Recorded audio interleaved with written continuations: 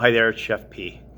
So we're going to talk about your basic knife usage today. Okay, so we've talked about knife safety in the past, and I'll go through some of those items as well. We are using a knife, so the potential is there to hurt ourselves and to make some mistakes. So and as a cook, as a years of a chef, my hands are covered in scars and things that I've done, and they were all stupid mistakes. So hopefully we can teach you some of these techniques and some of these ways of keeping yourself safe. But let's talk about what knives we're using for. So we'll start off with this is a serrated knife or a bread knife, and I think that you can see that it has serrated edges on it. So it looks a lot like a saw, and that's exactly what you're doing. So when you're cutting bread or you're cutting a pastry or even citrus, even tomatoes, you're using a sawing motion to cut through it. So you don't press, you don't just sort of slide through like you would with a chef's knife. You actually saw with this, and that does a better job. Now, as these little teeth go through, they sort of chew up the food as they go through, and that's what allows them to go through. And with something like bread that has a hard outer crust, you need that happening. The other knife that we use a lot is a small paring knife. Okay, so this paring knife is, a lot of people will use it to sort of peel things, and although you can do that, it's really more for fine detailed work that you would do on, smaller pieces and stuff. A lot of Thai cooks would shape, pieces of carrot into like butterflies and flowers and all kinds of things, and you would use a paring knife to do that. Okay, so we'll put that aside. The next knife that we have talked about, this is a boning knife, and it looks a lot like a filleting knife. Okay, and the main difference is really that a filleting knife is a lot more flexible. So a filleting knife is usually used for fish, and a boning knife is a little bit more rigid and helps get meat from around the bones. Okay, so a butcher would use this a lot, or somebody who's trying to get a larger piece of meat into a smaller portion, or try to remove the bones completely, would use a boning knife. This here is a steel, and as we talked about before, this doesn't sharpen a knife, but it maintains an edge that exists. If your knife does not have an edge, then you won't be able to add an edge with this. Okay, this helps maintain. And if you recall from class when we were talking about, sort of the point of the knife, and as you use it, you sort of get these little dented pieces of steel all the way down the blade. And what this does is help bring those back into line and shave off any little pieces of metal fibers that might be there that could hinder the sharpness of the knife. Okay, and that'll be why we try to do this off the board, and yet when we run it on this steel, okay, which I'll demonstrate in a minute. And of course, the last knife that we're going to use, and the one that I'm going to use all day today to basically show us how to do different things, is the chef's knife. And the chef's knife is really, you can sort of see the shape of it. It has a bit of a curve to it, and that curve is to allow this cutting action to have. You'll notice on this knife as well, it actually has little blood grooves. We call these blood grooves. And these blood grooves, what they're meant to do, and sometimes they work a little bit, but they're not as advertised as far as I'm concerned. But it's supposed to stop things from sticking to your blade. So if you think about slicing a piece of potato, as you slice a potato, that potato's, the one that you just sliced, gets stuck on this side. This is supposed to sort of stop that by creating little air pockets to allow the stuff to fall off. I don't find it works all that great. If it was a choice of getting this or not, it doesn't really matter to me, but some people might say, oh, it does work, or I prefer it. But some have blood grooves, and you'll notice in the classroom here, we have some that have blood grooves and some that do not. Okay, so the next piece that we have to talk about is how to carry a knife, or how to hold the knife. And when we're holding this knife, we're going to talk about the pinch grip, which you guys have handled on your safety test already. But basically, 3 fingers go under the blade here. This finger here, the index finger, goes on onto the handle. These 3 go on the handle. This one goes onto the blade, and then on this side, the thumb goes onto the blade, and that holds it nice there. That we call the pinch grip.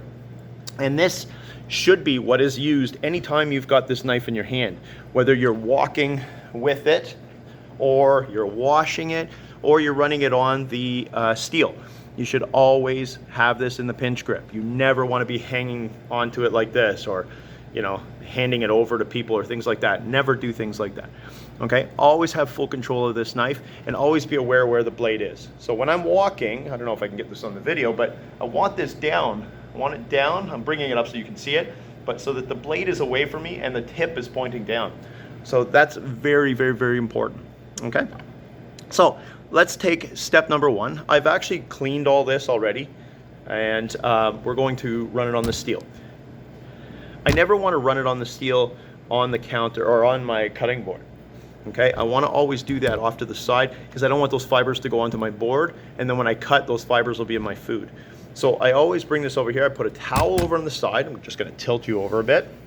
All right, and you're going to take this steel and we're going to do it this way. So you've probably often seen chefs sort of do that. Okay, and that's fine if you're very skilled or you've worked on it a long time, but if you make a mistake on this guy here, bang, that's going right into your hand. So I don't want to see that in this classroom, and you really shouldn't do it at all at home. At home, if you have to do it this way, then make sure you hold this horizontally and then go down this way. And what you'll have is you have less opportunity to hit this. It's not great, and I don't want to see it in the classroom, but that is another way if you do it. Some people do it in a pulling action. Okay, they sort of go this way. It's okay too, but again, I would like you not to do that in class. In here, what you should do is put it to here. I'm gonna set up this knife at 20 degrees. So I don't know if I can get that on the video there, but so 20 degrees, if you sort of break it down, that would be 90, half of that would be 45, and then roughly half of that would be obviously 22, right? And then I would just pull this down, and I'm pulling back and down at the same time. And I'm gonna do that about 5 times. Like that. All my fibers in theory are here. So what I'm going to do is I'm going to flip over the knife so that the blade is pointing out that way. I'm gonna take this cloth, and I'm gonna show you the action I'm gonna do without the cloth so you can see it. But I'm gonna take my fingers, take these 3 back, almost like finger guns, and then you're gonna be sliding the cloth this way. Okay, so realize this is the back of the knife. This doesn't have the blade. The blade's on that side. Take this way, I wipe it, okay, and then I'm ready to go. So bring back here. All right, so the things that we're going to cut today are, we've got celery. This is actually a pathetic pathetic leftover celery that I had laying around. We're going to use a carrot as well. I'm going to show you how to dice onion, and I'm also going to deal with garlic as well in a couple of different ways, and I've brought a pepper as well. So just to show you how to do those different things. So the first thing we're going to want to do is peel some of this stuff. So I will get this peeler. There's a couple of different kinds. Let me see if I have another one in this drawer. I don't, but I'll grab one from over here.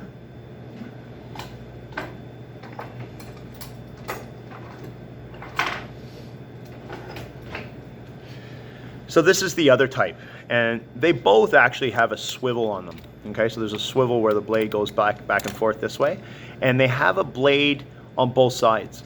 Okay, so the blade can actually peel this way, and it can also peel this way. So what you could do here, okay, so some of the easiest way is just peel it that way. You could go this way, but that would break one of our rules of going toward my hand with an open blade this way. So by using this one actually protects me on this side. I can go down this way and come back up this way. And I often find that the one side is not as sharp because it's been used so much. So, and that's the case with this guy right here. So the down motion might be the best way to go in this particular case, but in theory you could go boom, boom, boom, boom, boom, boom, all the way around. Okay, so we will take that, move that off to the side. That's ready. I'll get my celery. If you're scared of using a knife, celery is the absolute best way to get started. It has a crunch factor, it has a flat edge, it has, it's easy to cut, and it has a very satisfying sound. And here's a side note, in movies, when they add sound effects to people who are breaking bones in fight scenes and stuff, they actually take celery and they just break it. And it gives you that sort of crunch sound that they add to movies when, you know, somebody hits somebody in the arm or something like that. What I'm gonna do is I'm gonna take a couple of these guys off and I'm gonna wash them. Sand often gets stuck in this area right here. So I wanna make sure that I clean that off.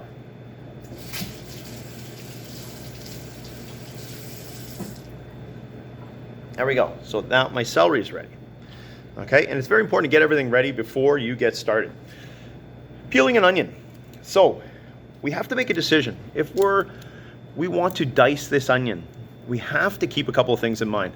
One, this is where it grows from. This is where the roots come out. So it actually grows in this way, and then it has a long sort of stem on the top. As these go through their cycle and they start to dry out, that part falls off, dries out, and they just snip it off. And then you get this white, or sorry, this sort of brownish looking skin on the outside, which is kind of a wrapper, a natural, environmentally friendly wrapper that it comes in. Completely compostable, of course. So we want to get that off, but we need to keep some of this root piece on there because we need it to stay together, and I'll show you why. So step one, what I'm going to do is I've got this in my pinch grip position. I put the tip down. Anytime I make a cut, I always put the tip down, and I try to get it as far down the blade as I can. Okay, I don't want to cut up here. See my positioning? It's so difficult, and it exposes so much blade to be able to get cut. I want to bring that blade as close to the bottom as I can. Okay, then once that tip's down, I'm just going to take the end off like that. Now what I like to do is not go all the way through, just so I can keep this on and then start to peel it off like that. I'm going to do the exact same over here, except this one I'm not going to shave too much. I want to keep some of that core on there. So you see that core? That's going to help keep this thing together when I dice it. Very important. Okay, so I didn't quite get off all that, but I want to get just a little bit more. There we go. All right, and then you'll see that now I've got this part. This end is gone. This end is gone, and I want to take the outside layers. If the outside layers look like they're giving you too much trouble, you can always just take your knife, just make a slight little incision like that in that first level, and I can take all this off. Okay, and then if you think about grade six science class, you might remember taking out microscopes and looking through this little membrane and seeing all the cell walls and the whole bit. We want to take that off because for us, that actually makes it a little bit slippery when we're trying to handle it. So I like to just rub that little piece off like that. All right, now I've got that over here. Garlic, what I want to do is I'm going to take this off here. Okay, so I take one little bit here, and there's a couple of ways to deal with this. So one, yes, I could take this and I could cut this little end off and I could peel it this way and do that. Okay, yeah, I can totally do that. There is another way. I can actually take my chef's knife, tap it just so slightly, not hard, and just twist it, and all this will come off as well. Okay, so that's two ways you can do that. The only thing is, you've still got to take that little piece off. So we're going to take that little piece off like that. And then finally, we'll prepare our pepper. A lot of people waste peppers, okay? And peppers in January are crazy expensive. So don't just hack it off like that. What you want to do here is, I do it this way. I start from here, okay? And this is one of those times where I'm not going to put the tip on the ground here, but I'm just going to twist the pepper like that. I make an incision. It opens it up from the bottom here. And then I'm going to just peel this out like that. Take that inside out, okay? And now I've got this here. Same thing over here. There's the core, there's the seeds. I'll take that core out, take the seeds, and I've washed this already.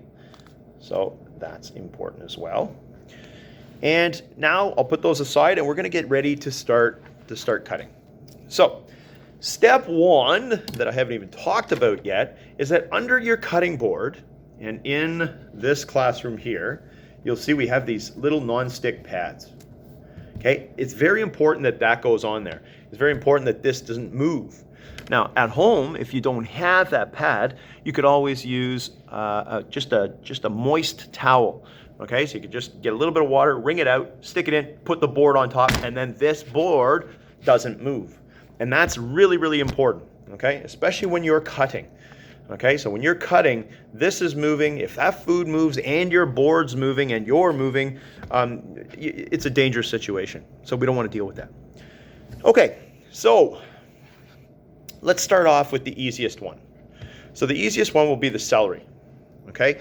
And the celery is so easy and so nice, and especially if you've got nerves when you first start, okay? This should not be a chef's knife. This should not be your first choice of knife. This should actually be your first choice, okay? This will get you through a lot of stuff and will do a good job doing it. So step one, tip down like that. I'm going to take this hand here and I'm going to make what we call the claw grip. And that claw grip, actually, here, I'll just do it this way. It actually goes up against the knife bed, and I keep the tips of my fingers back. I curl them back this way so that when they touch the food, okay, I'll try to do this as straight as I can here. All right, they touch the food, you can see the bottom is curled back and my thumb is way back here. Don't get into this habit. Get into this habit, that thumb sits right under your blade. All right, and again, I don't want to cut way up here. I want to cut here. So I'm going to cut straight like that. I'm going to take that end off. Then I'm going to flip it around. I'm going to take that end off like that. Here, let's see if I can get this a little lower here. Maybe that's better. All right, once that's done, and this is what you would do in your knife test, you would cut this into sections. So we're going to cut this into two like that. Okay, so you've got two pieces like this, and we're going to turn those into sticks. So once again, here, tip down, claw grip, and I just make my cut like that, and then make my cut, and it should just glide through. Okay, so now I have something that we call in French bâton. Now, in cooking school, these would not pass. They're not identical, they're not perfectly square. Okay, but for what we're doing, it's going to be okay. I'm going to take the other one over here, and I'm going to cut that one as well. So now I've got 4 bâtons. I could dice those just by taking this one bâton and cutting it into little cubes like that. So basically what I have is like that, diced celery. Over here, same thing. But this time I'm doing it with the whole lot. And I'll bring those, I'll put those off to the side like that. All right, let's do that again. But we're going to do something called julienne. Okay, so julienne will be the replacement for our bâton. And julienne is just a small. The English version of that would be something we call matchstick.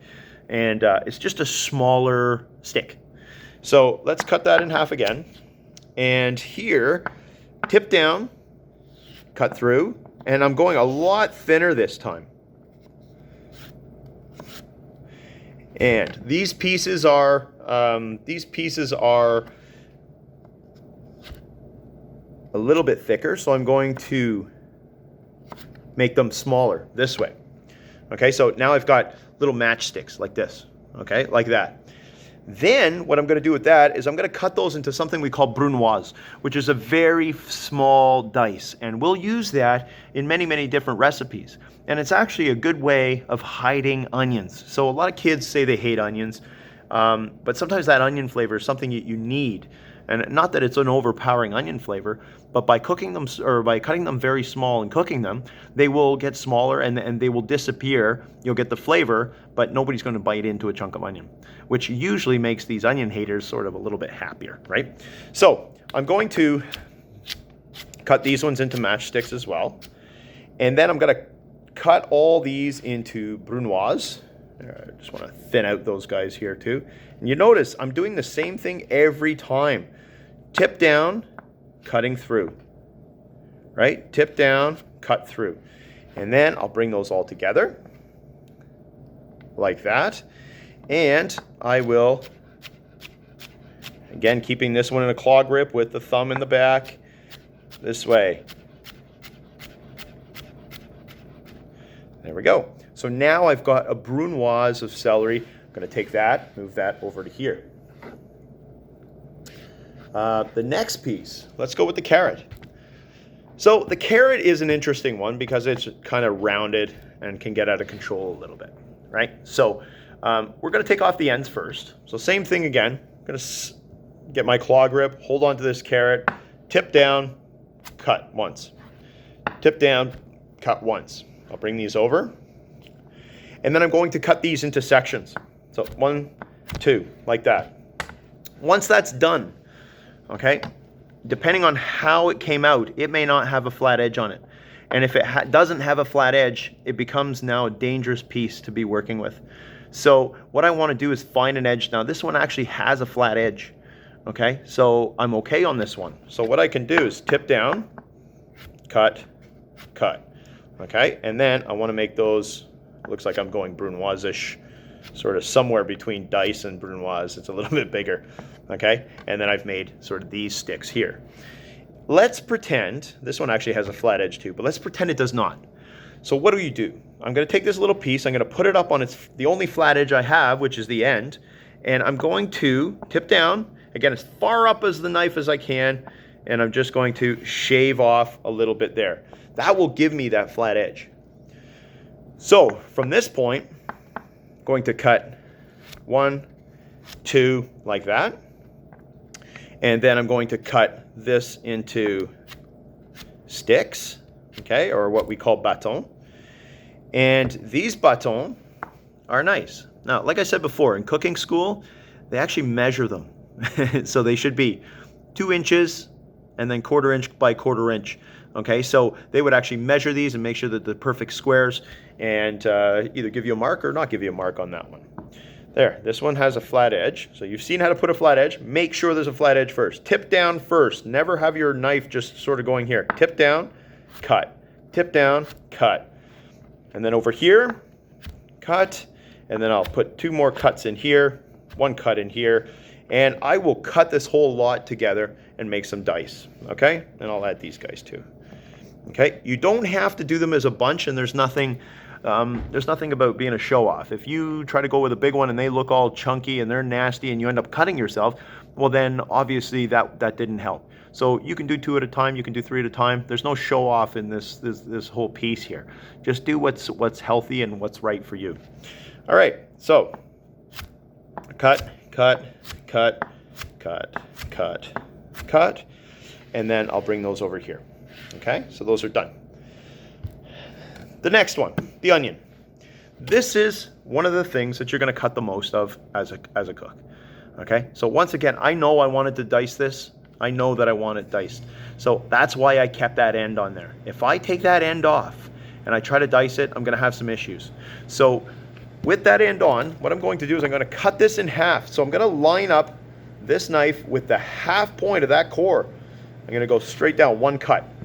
So what I have now is I have that core split into 2, and there's a core on each side. And what that core does is it keeps them together. So I'm going to take this over here. This is one of the only times where you take the tip off and you're actually going to do a cut with the tip off the board. I'm going to go up here and I'm going to make incisions, but I'm not going to go all the way to the end. I'm going to keep it attached this way, like that, like that, like that, and like that. And what that does is it's now attached by that core like that. Then I'm going to tip down, cut, cut, cut, cut, cut, cut, like that. All right, and now I have diced onion.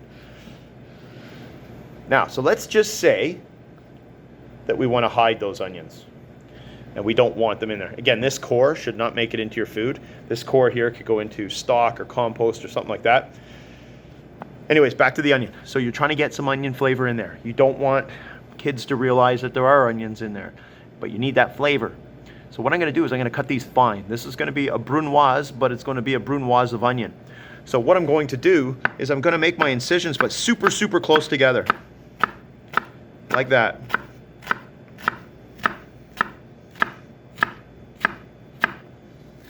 Like that. Okay, that piece can go.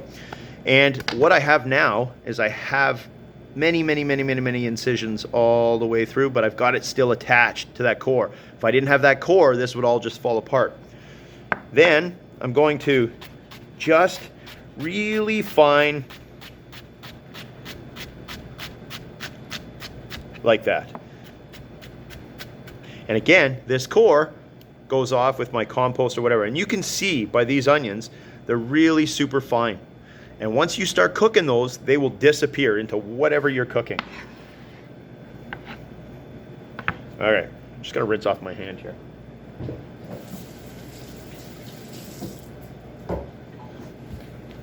Okay. There's something called a paysan cut, and basically whatever the shape of that vegetable is basically what that vegetable will be a slice of. Okay, so the easiest thing to call paysan cut would just be slices. So I'm going to take that end off. This is what it looks like, right? So if I cut it, that's what my piece is. Okay, so it's basically a slice. We call that paysan cut. Okay, so it's meant to look like it has a country feel. It has a very homemade-y kind of feel. And there's times where dishes you're going to want to have that paysan sort of cut. So whether it's a carrot slice, whether it's a cabbage, whatever, you'll just cut those like that. Okay, and then you'll put those out. So those are paysan. You can do with your pepper anything you want. Okay, it could be just a straight paysan cut. Maybe you just want to make a little crudité tray and you just want to have these so that they can, dip. You can do that. Or you can also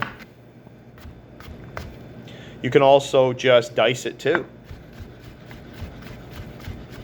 And you do that in the exact same way. So if I was making fajitas tonight, then I would want to do that. Or maybe I like them better as slices. Who knows, right? And I will take those and put those over here. Now, for the garlic, just going to rinse my blade off here.